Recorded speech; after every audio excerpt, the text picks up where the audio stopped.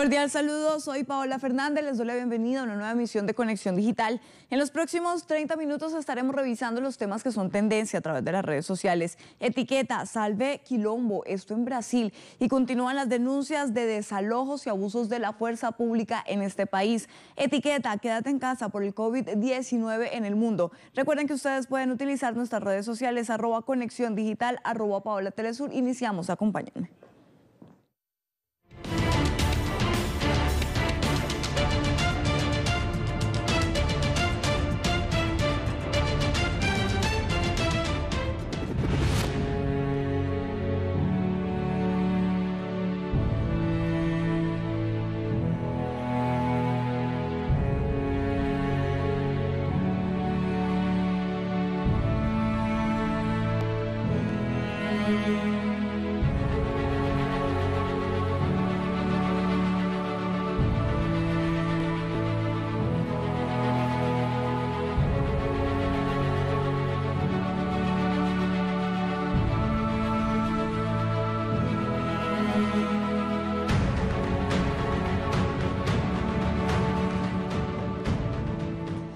Iniciamos con información de Brasil. La policía militar continúa con su accionar hostil contra campesinos del movimiento Sin Tierra en el estado Minas Gerais. Revisemos de inmediato portales para revisar información sobre el gigante sudamericano.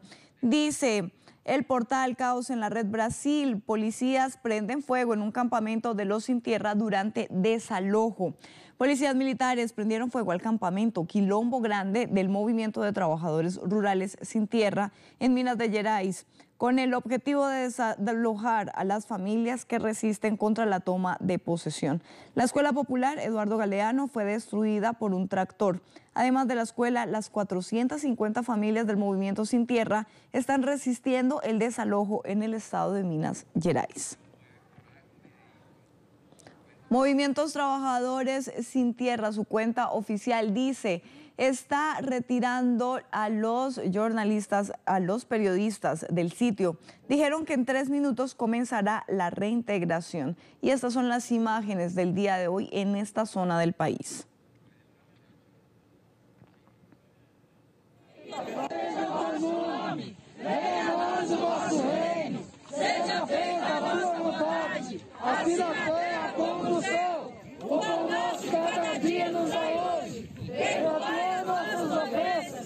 Assim como nós perdoamos aqueles que nos ofendido, não deixe cair em tentação.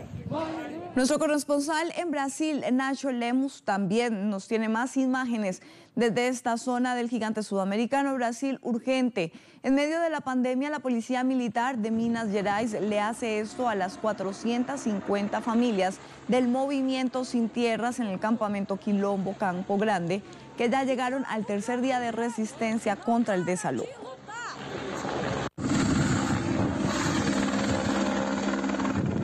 Reacciones a través de las redes sociales, un tema que se ha vuelto viral a través de Twitter. Dice el Movimiento Sin Tierra oficial, hoy 14 de este mes, el Movimiento Sin Tierra realizó la siembra de plantones en el asentamiento popular María Aparecida de São Miguel do Gostoso para denunciar al gobernador de Minas Gerais, Romeu Zema, por el desalojo realizado en el Quilombo de Campo Grande.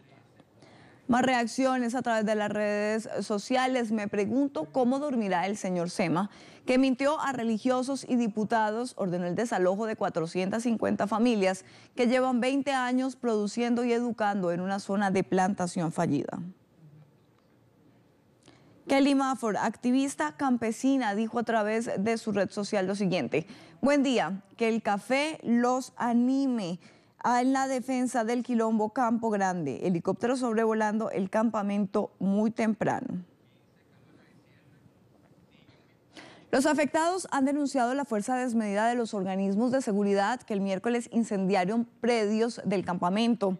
Pese a ello, el contingente campesino ha reiterado que registrarán las agresiones de los agentes policiales en aras de proteger las tierras que han trabajado por al menos 22 años. Seguimos en Brasil, pero cambiamos de tema. La Asamblea Mundial por la Amazonía anunció una campaña de movilización contra la quema y destrucción del Amazonas a desarrollarse entre el 14 y 28 de agosto. Revisemos más sobre esta información. El portal El Dinero dice: minería y deforestación, vectores de la malaria en el Amazonas. Estas actividades, y en especial la minería del oro en la Amazonía, generan condiciones propicias para el desarrollo del mosquito que propaga la malaria por la concentración de agua en ciertas zonas.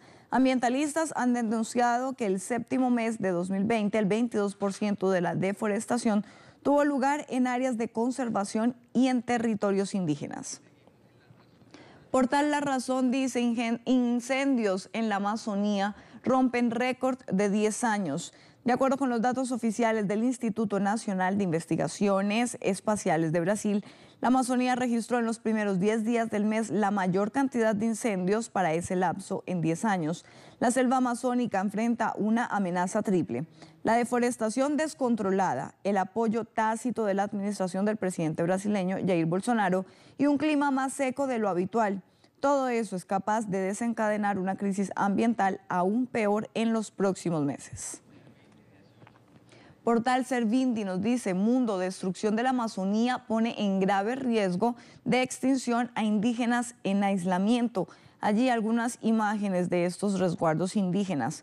Movimientos ambientalistas han realizado recientes e impactantes fotografías de indígenas amazónicos en aislamiento entre la frontera de Perú y Brasil y alertan sobre una realidad viva, tangible, que sin embargo es negada por las instancias oficiales para favorecer los intereses económicos de industrias extractivistas como petróleo, gas, madera y minería. Viven huyendo, corriendo de un lugar a otro para no ser contactados o bien para no ser asesinados por madereros ilegales o especuladores agrícolas. Portal F: la Amazonía peruana sufrió casi 500 derrames de petróleo en 20 años. Esto se suma a toda la crisis ambiental que se vive en el Amazonas. La situación es producto en su mayoría de fallas operativas y corrosión de la infraestructura, tanto en los yacimientos como del oleoducto que atraviesa la selva, según un informe divulgado este jueves.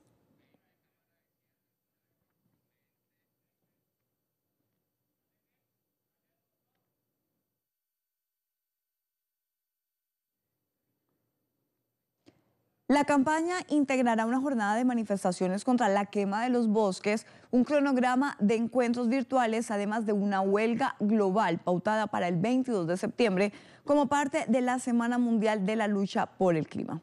Revisamos ahora los temas que nos mantienen en la alerta en las redes sociales y lo hacemos en directo con nuestros corresponsales.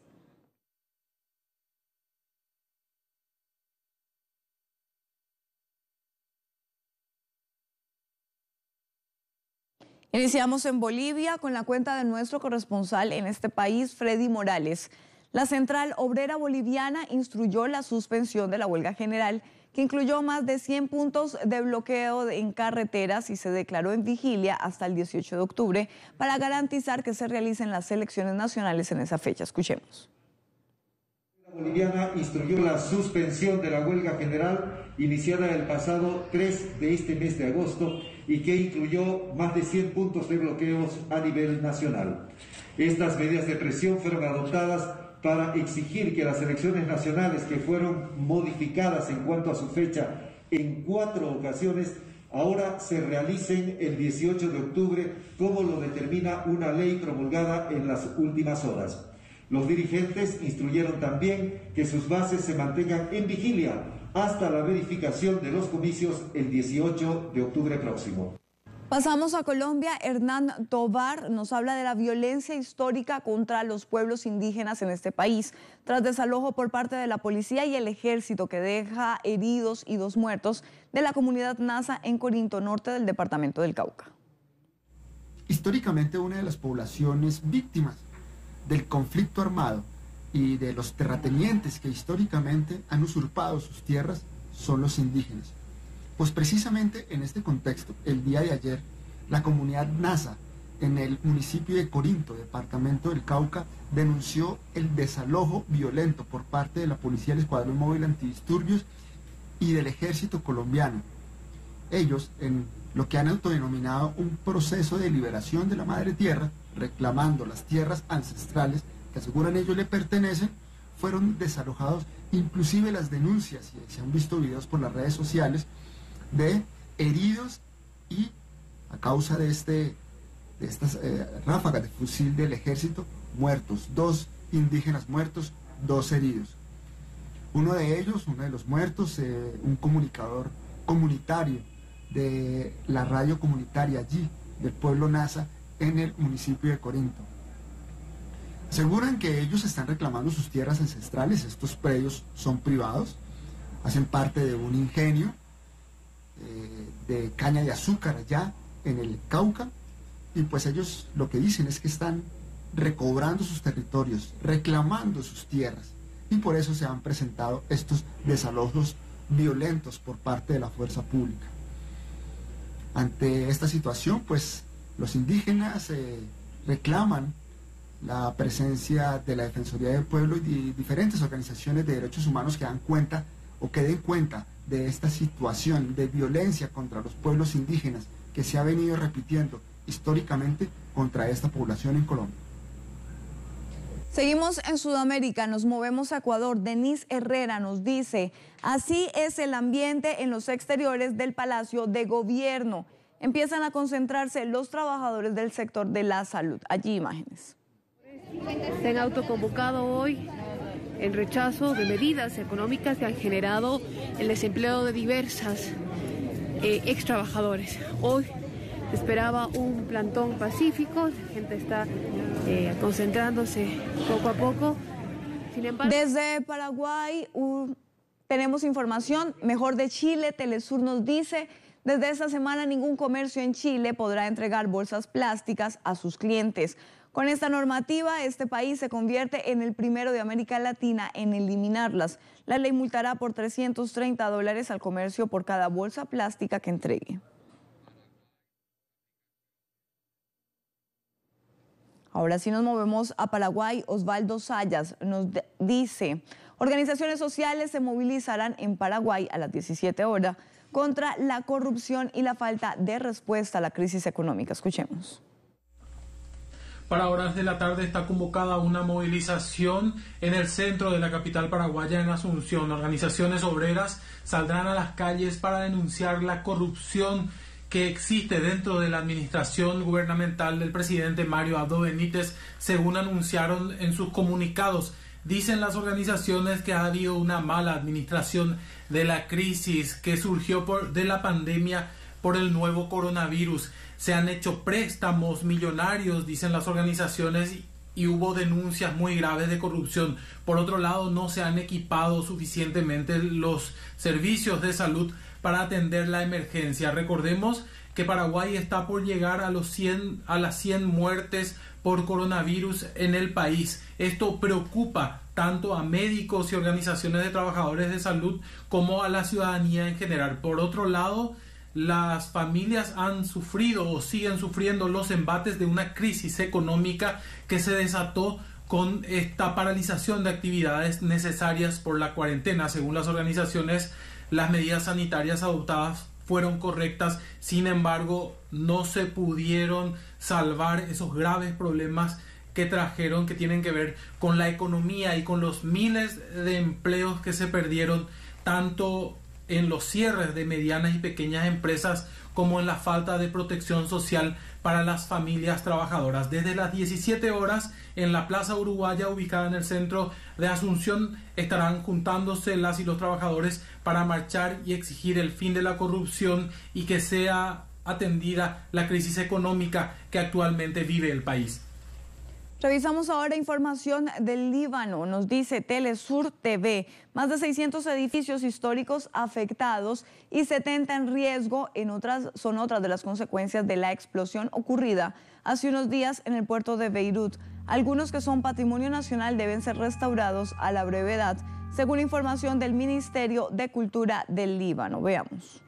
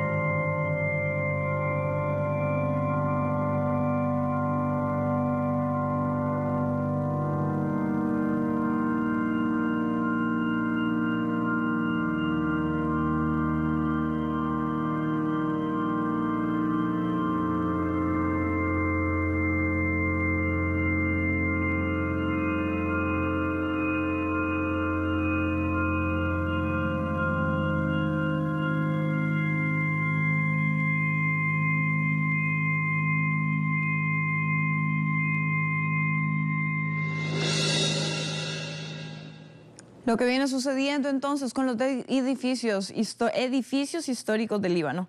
Vamos a Cuba. Nayara Tardo nos dice: Cuba 50 años cumple el Mambí. Elpidio Valdés, personaje creado por el destacado caricaturista Juan Padrón y que representa las luchas de los cubanos contra el colonialismo español. En Valdés reencarna el espíritu guerrillero, independentista y patriota de los cubanos. No os dejéis provocar.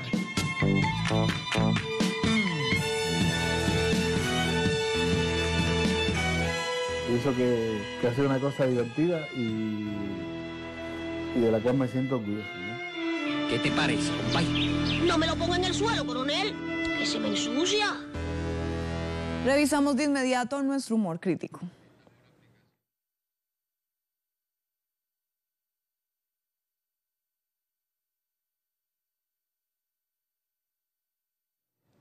Tiene que ver con nuestra información anterior. Desde Cuba, el presidente Miguel Díaz-Canel felicitó a Elpidio Valdés, líder de los muñecos cubanos, y le agradeció por su patriotismo y su cubanía.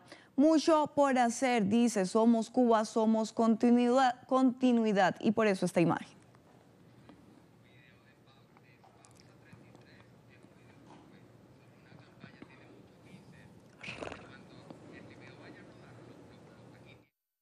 Cambiamos de tema. El movimiento Defendamos la Paz en Colombia impulsa una campaña contra el asesinato de líderes sociales llamada El silencio no es una opción, no más silencio.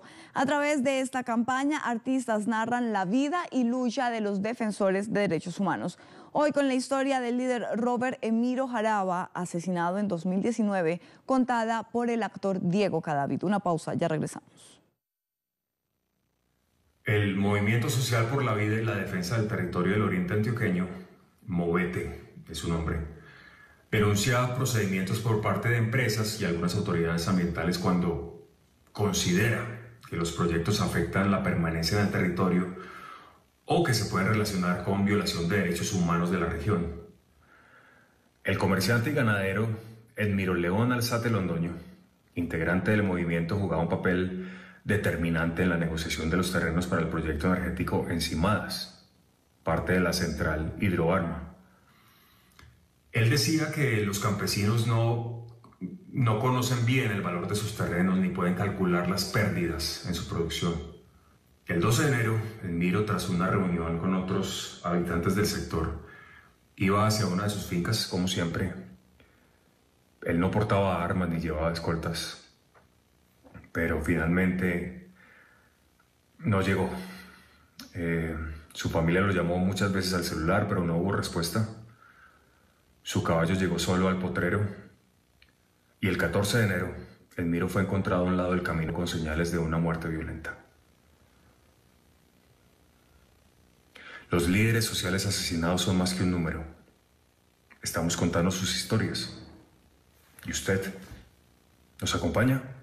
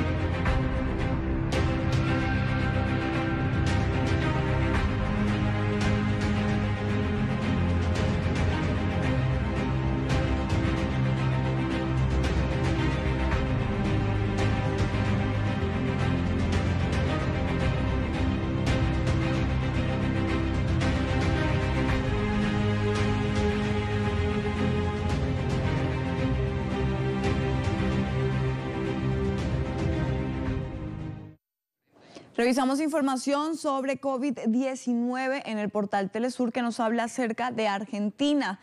Dice lo siguiente: Argentina asegura vacuna contra COVID-19 para grupos de riesgo. Allí tenemos el artículo. El Estado argentino aseguró la provisión de vacunas contra la COVID-19 para el 20% de la población, con lo cual prevé inocular a los sectores de riesgo, según dio a conocer este jueves el ministro de Salud.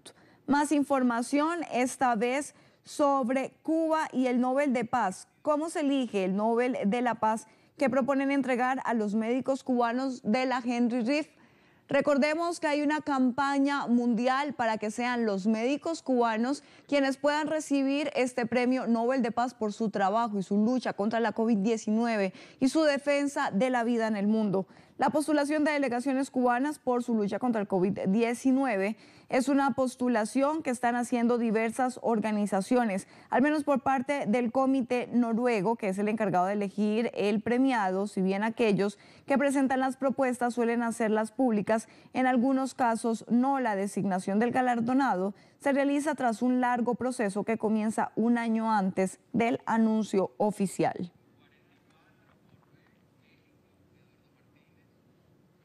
De inmediato revisamos información de México con nuestro corresponsal Eduardo Martínez.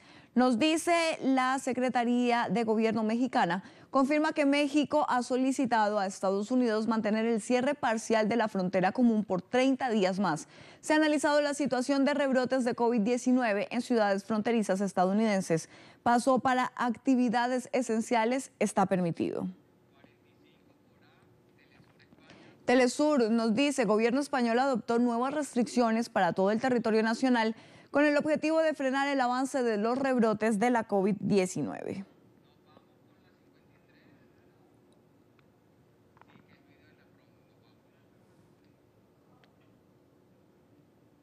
Despedimos Conexión Digital invitándolos a que sigan minuto a minuto las noticias a través de nuestro portal web www.telesurtv.net y a través de nuestras redes sociales. Aquí les explicamos cómo. Feliz día. Sigue minuto a minuto nuestra programación, ahora disponible también en audio a través de nuestra página web. Podrás mantenerte al día sobre los acontecimientos y noticias que suceden alrededor del mundo con un enfoque latinoamericano y confiable. Telesur, la señal informativa de América Latina y el Caribe.